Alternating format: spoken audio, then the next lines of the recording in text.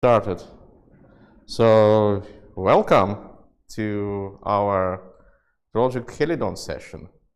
So we are going to talk about building microservices using project Helidon, and I am Dmitry Kornilov. I am a project Helidon lead, and I have a co-speaker today, which is Tomas, and he's going to demonstrate the Helidon demo. So I am taking the first part of the session, and he's dealing with the second part, possibly slightly bigger than half of the session. Okay, the agenda for today.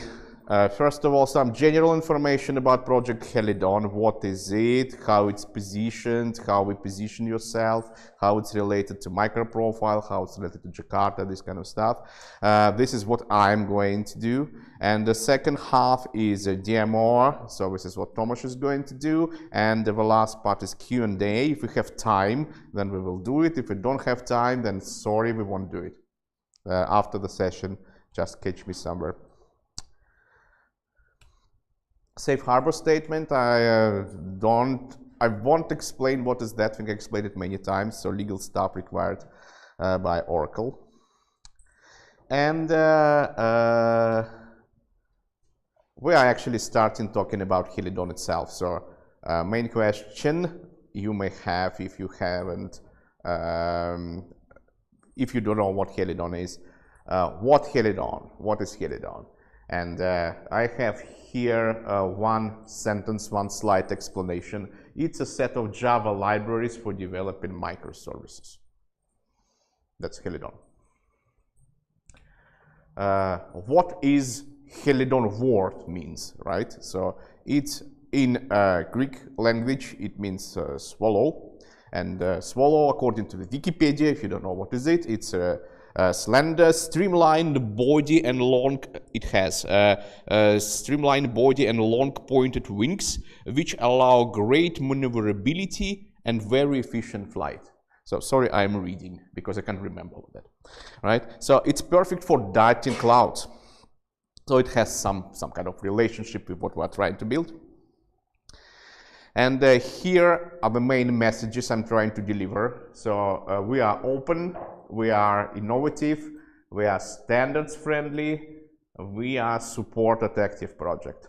I will talk about all these bullets now, explain what it means. So openness. We are open.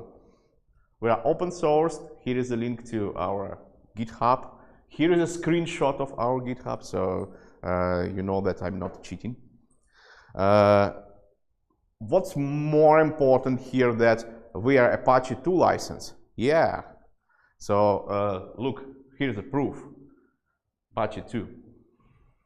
So it means that you can freely fork the code, use it, contribute to it. Apache 2 license is very permissive. We are support active project. What does it mean? First of all, we have a website, public website. On the website, we have manual. We have some guides. No, some guides. We have only one guide at the moment. This is not as many as OpenLiberty has, it's not as many as Spring Boot has, but we released in September. So we just didn't have time to make the nice guides for you guys. We will see what will happen in a year. Maybe I will come out here and say, come on, see, we have 20 guides or something like that. We are working continuously on that. Second thing is we have public Slack channel. There is a link. So if you tried Helidon, have some questions, would like to communicate directly with developers, so you can just put a question in the Slack channel.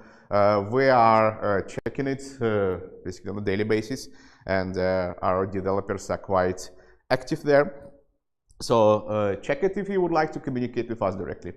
And of course, contributions are very welcome. So submit your PRs, report bugs. We really want to know your feedback. Now let's go to innovations and standards-friendly stuff. So first of all, how Helidon fits into the landscape of other microservices framework, which I round. So I have this slide which demonstrates Java microservices frameworks from smaller to larger. So we somehow categorized it. And there are micro frameworks which are small but functionality is limited, like Javelin, Spark, Micronaut. Microprofile based frameworks. I'm not going to explain what microprofile is here, right? So I hope everybody knows what microprofile is. So we have Open Liberty, Payara, Forntail there, or Dmitry is there as well, just didn't have space on screen. And we have a bigger framework. We are not bigger according to functionality only, but we are also bigger in size, right? And like Spring Boot, Drop Wizard is also there. So there, Helidon is here.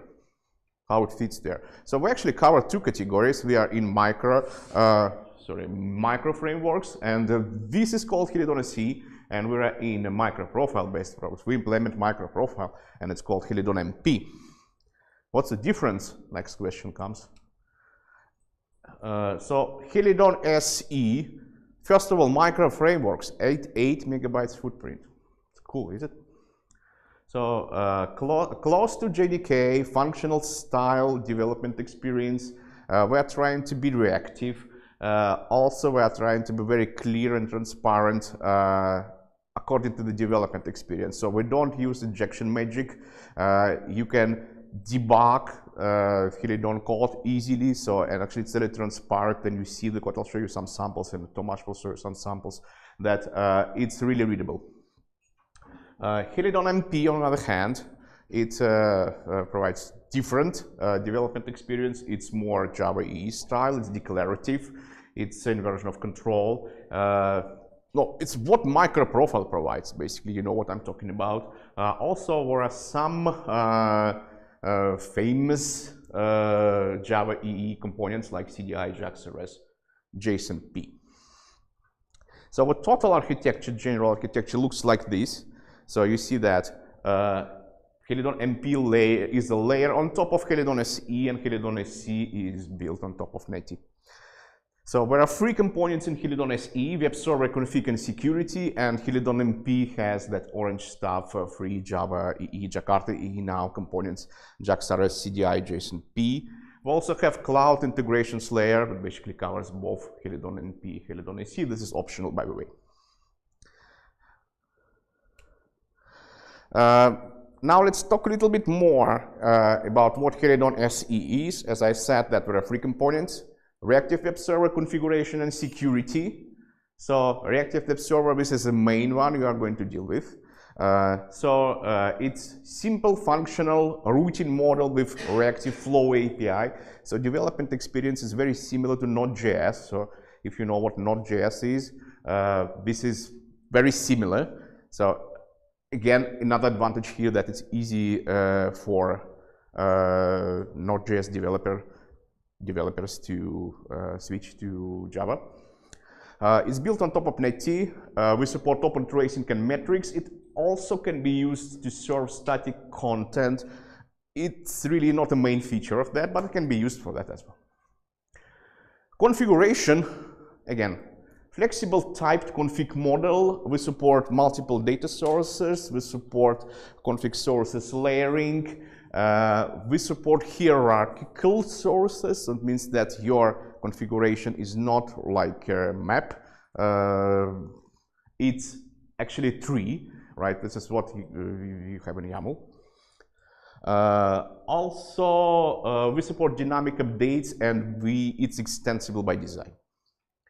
Again, some samples are coming on the second part of the talk.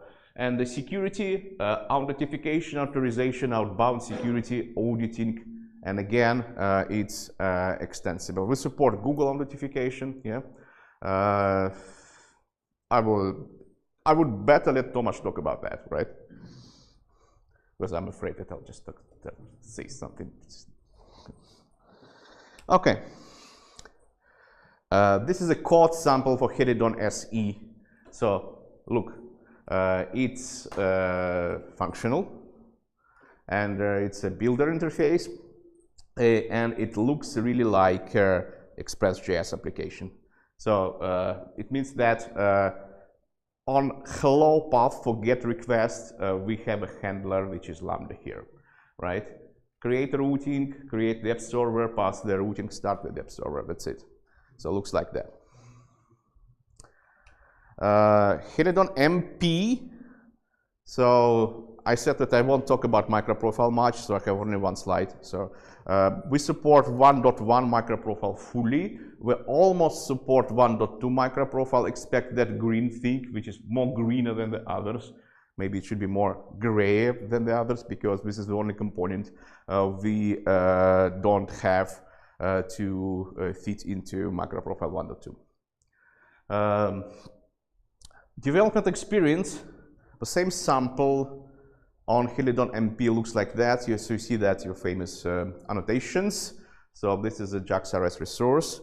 It's very familiar to you. I even don't know what to say about that. And to start with server, again, we have server builder, we add resource there, build and start.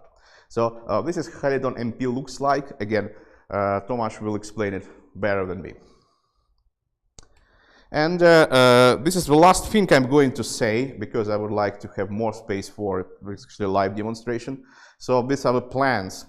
So we are planning to support next versions of Microprofile. You see, we are almost 1.2. We are planning to faster implement support of 1.3, 1.4, 2.0, and so on. We are planning HTTP 2 support, and we are actually planning to add reactive HTTP client to Helidon SE, which is a missing bit. Tighter integration with JDK. This is, again, we have the idea of uptake faster JDK new features. Project Starter. Project Starter is what's been talked about on many sessions, actually. We are planning to have the same thing as well. So this is kind of UI for Helidon project generation. There you can select components you want to have. It will automatically generate a project for you. GraalVM integration, another interesting thing. We already have a POC for GraalVM, and with GraalVM, Helidon runs much faster. We are waiting, then GraalVM actually goes, moves all sources to Maven, so we can finish the integration. And another thoughts that we have, reactive storage, NoSQL ADBA.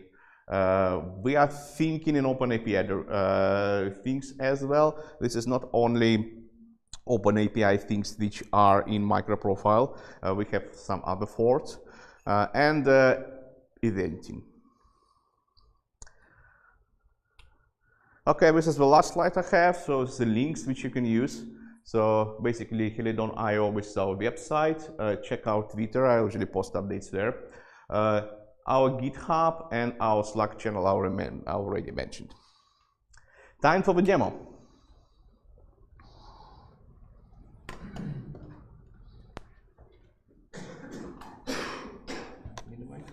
I have.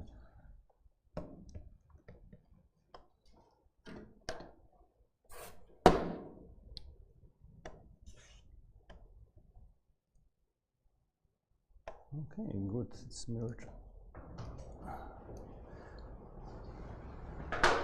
For some reason, when it mirrored it, does it work, Mike? Okay, it mirrored, it duplicated the command line. But what I want to show now is how to create a very simple application using Helidon MP. I'll make it bigger so you can read it. So it's a normal Maven archetype generation. I just use the Maven archetype Helidon Quick Start MP. When we create this project, it will create a scaffolding for Helidon MP project with the server startup, with a JAX-RS resource, and support for Docker and Kubernetes. So now I have created my project. I will quickly open it from my IntelliJ.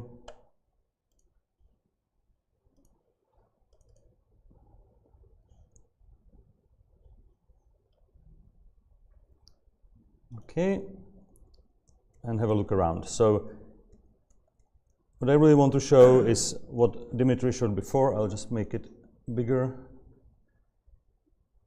So our main method, basically the important part is these 3 lines, which could be a single line.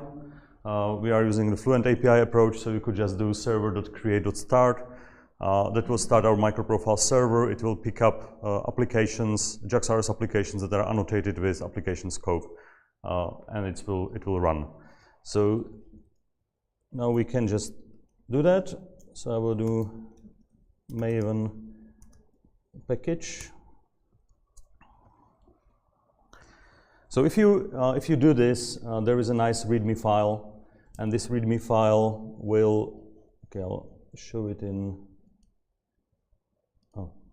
this one. It tells you what to do. So you have nodes how to build it. Again, it's too small, and zoom doesn't work in IDEA for this one. So I will show the source code.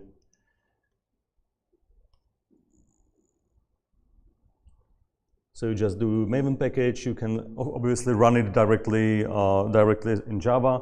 I will do the Docker part. So we will create our Docker image.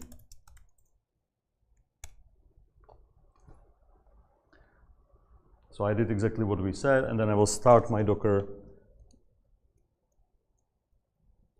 If I manage to copy it correctly. Right, so my Microprofile application is now running in Docker. We can obviously run a nice, not this one. Oh, it's interesting when you make it bigger, it just copies whatever you had. So I just ran a quick request to my endpoint. It returns, as expected, our hello EclipseCon. So you can see that creating an application, really simple. If you want to modify it, in the sources, you can see that there is the JAX-RS application, and that just returns the resource class, that's all. And the real functionality is in our greet resource. Right now, we are using config property, that's Microprofile configuration. I actually read the greeting from a configuration file. And then I have the default message. There are several methods that are created here. So standard JAX-RS, everything works as expected. So that was the first example where I wanted to show how to build a brand new application using Helidon MP. And the second example I have is actually a pre-built application. I have a project that has 2 modules. One of them is Helidon SE application. The second one is Helidon MP. I will show the slide for that.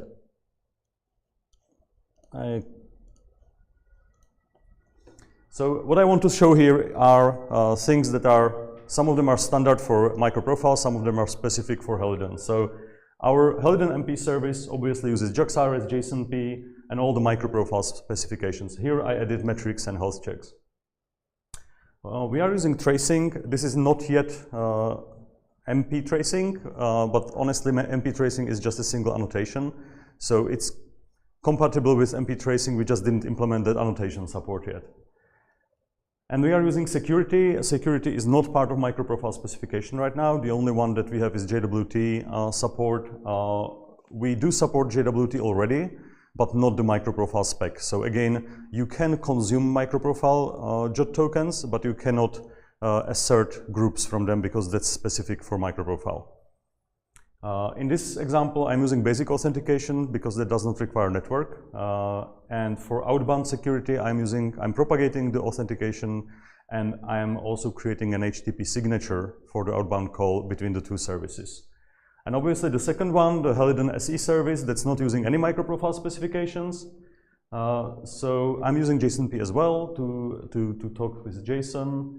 I'm using metrics. This is one thing that we did. We are trying to backport the Microprofile specifications into Java SE. So where it's possible, we try to use a single API. So when we do metrics in Helidon SE, it's actually Microprofile metrics APIs, but it's obviously not supporting CDI. So it's just the interfaces that we have used from that. Tracing, again, it's our own, and the security will just accept whatever comes in. So If you want to see, there is a link to my GitHub profile, and there is a Helidon conference application that you can get the source codes that I am using here. So you can have a look if you don't catch anything here. For tracing, I'm using Zipkin in a Docker. So if you are, I hope that you have been on other talks about tracing, so you know what Zipkin is. Third-party application, we just use it to show the traces. So I will switch to my other application. So the MP is basically the same. We still have the greet resource. I did add some things here for security. So we have one new method here, which is called outbound. And this method will invoke an outbound call to the SE service. This is the part where we propagate identity and do stuff around that.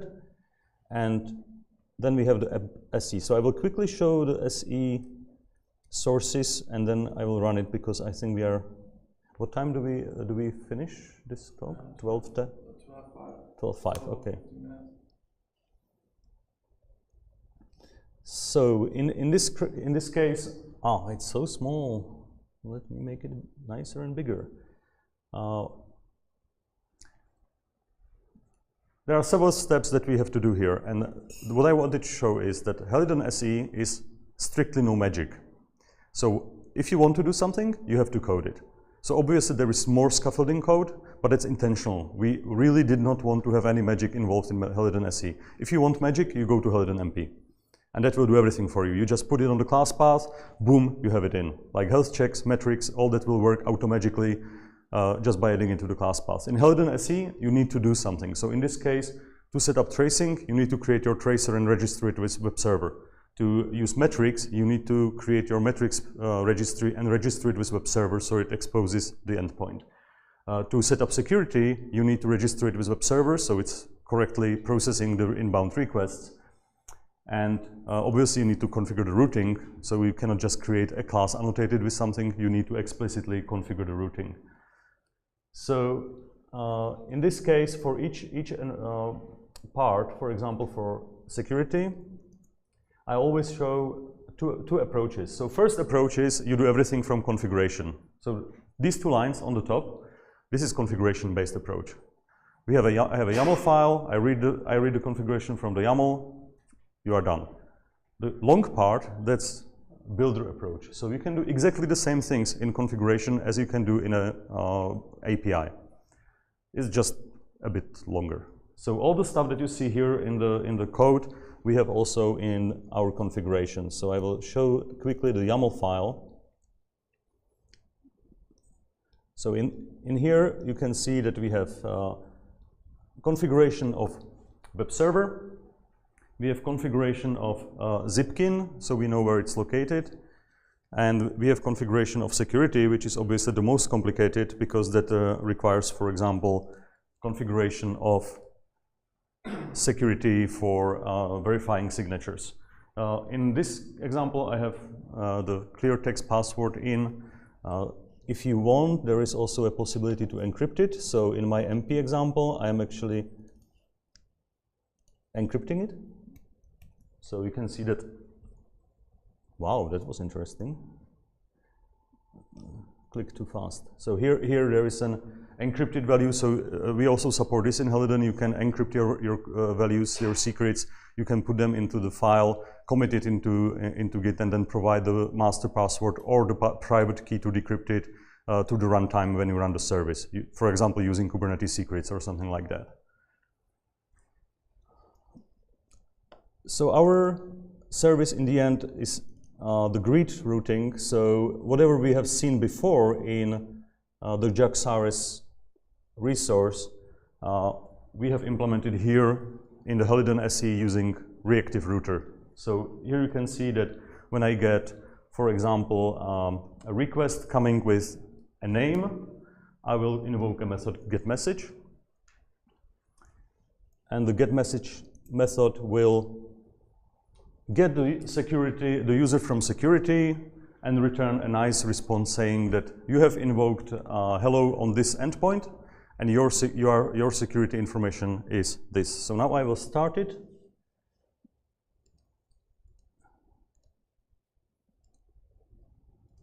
I kind of hope I did not reuse the same ports as before. I think not. Okay. All right, so we have endpoint started.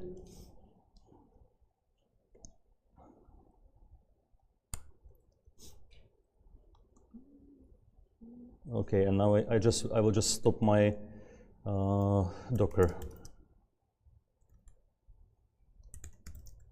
1 minute, because obviously I started it on the same port.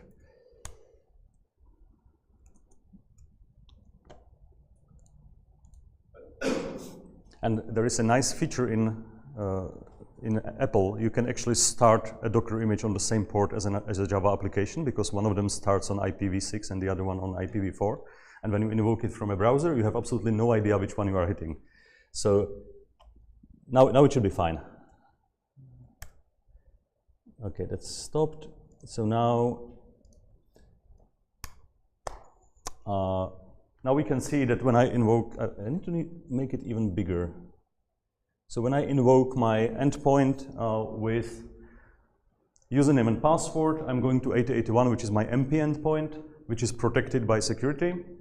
And we can see that we get hello EclipseCon, and the security is Jack. And now I have one endpoint, the outbound endpoint, which is actually calling the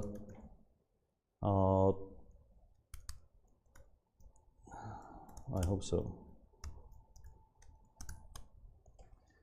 So this endpoint, what happened now was I invoked my Microprofile service that in turn invoked the Microprofile SE service, propagated identity, created signature, that returned this response. So even though here it looks like I might have cheated, we have Zipkin to prove if I'm right or not. I don't know what's happening here. It's closing my browser windows. So I will go to Zipkin. I will say I want the newest first and find traces. So what we can see here, if I make it bigger, you can actually see it. There is an invocation that was across 13 spans, and we have been using Helidon MP and Helidon SE services. If I click on this trace, you may see, if it was bigger, that there is an invocation spanning both services. We are by default tracing authentication. So here on the MP service, oh my God, this is not good. I want to show you the content of that. Here we go. We can see that the user was authenticated as Jack. Why am I showing this? Because in the SE service, when we go to the same trace for security authentication, we can see that we have authenticated the user, but we have also authenticated the service, because we are using HTTP signatures, and those can be used for service-to-service authentication. I think that's enough for now. It's quite a lot of information that I have shown. As I said before, you can have a look on the project if you want on GitHub to have a look and play around with it, maybe tweak the security a bit. As Dmitry said, we are supporting right now Google authentication. We have support, like general support for OpenID Connect, JWT tokens. So if you just have a token, you need to process it, including all the validations and so on. And there is support for HTTP signatures, HTTP basic, which I don't recommend using anywhere except for demoing stuff. And you can find it in documentation on our pages. So if you have any questions, we still have a few minutes to ask those. About security, in Java Enterprise there was Java authentication and authorization service with the login modules and all that stuff, no? Yes, there was. We are not using it. Yeah, okay, so I mean, I can imagine why, but at the same time, this means like existing implementations by vendors on the market or single sign-on solutions and authentication mechanisms, whatever, are not usable immediately in Helidon, right? Not right now. It's one of the things that we know about, and it's not implemented. So Helidon, the whole security implementation is done using SPIs. So there is security providers for authentication, authorization, outbound security, and so on. So this should be reasonably, well, not probably simple, but it's possible to implement that. It's just not implemented. So in short, if I want to use this one and I'm deploying at the client who wants to use key cloud for authentication, no? For example, and whatever kind of cameras, then I have to implement an SPI.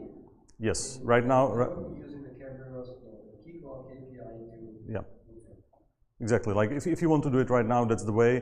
If there is an existing implementation, for example, using JAS, well, there may be a reason to implement a generic provider for JAS, which we don't have. Yeah, yeah, we call the SPI is called providers. That's just the term that I use in Helidon. I will take a note of that, and we'll see if we have the time, we will implement it. Yeah. So let's say competitors have the ability to pick and choose parts of the Microprofile standard to like trim down the final service that you ship. Do you have something similar? For example, like different maybe dependencies that you yes. can choose for trimming down? Yes. There is a like the main dependency. If I look into the POM file. I was playing a bit with it because I wanted to use Java modules, which I wasn't successful at, but so the basic dependency is, one moment, there is the Helidon Microprofile. So we have a bundle for each Microprofile version that contains like everything from that, but obviously there is an Helidon Microprofile 1.0. So if you use the 1.0, you will only get JAX-RS, CDI, and JSON-P. And then, if you want to use metrics, for example, you just add the dependency on metrics.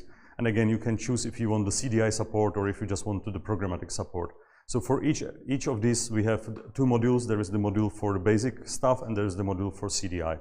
So there's like a Microprofile integration with the Microprofile server, and there is the CDI integration module. And you can do this for everything that we have. There may be specs that are dependent on each other. By the spec definition, let's say. So there is nothing we can do about that. But in general, this is the approach we are taking, and we try to follow it very strictly. And as I said, we also have this downward path where we try to use the APIs from Microprofile also in Helidon SE. So you can, like metrics endpoint, we want to have the same metrics endpoint for Helidon SE with the same output. So we implemented exactly that. So you can put it together as you want. Are you or do you plan to backport all Microprofile specifications in Helidon SE? Well, those that can be backported. For example, health checks, that's kind of problematic because health checks, like the only thing that is available in Helidon in specification is annotation. So the only way how you can create health checks is by annotation. But what I want to do is to have support for the endpoint. And then like a description, like if you want to add a new health check, this is the way you do it, probably using the same builder that you use in Helidon MP.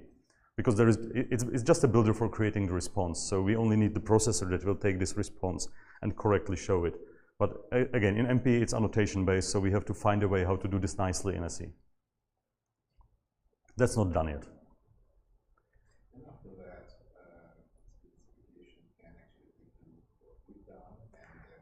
Yeah, what is Dmitry saying is that then the specification can go back and do the same thing. We actually I already talked to the spec definition guys, and I have suggested that we should have each spec separated into two parts. So the CDI part and the, let's say, SE part, because in most specs this is already happening. Like logically it is separated, it's just not two modules. So maybe that will happen even on the spec level, which would be really nice, that we could only depend on the part that does not require CDI. Because if you drag in CDI, it's useless. Okay, thank you very much for your attention, and have fun exploring Helidon.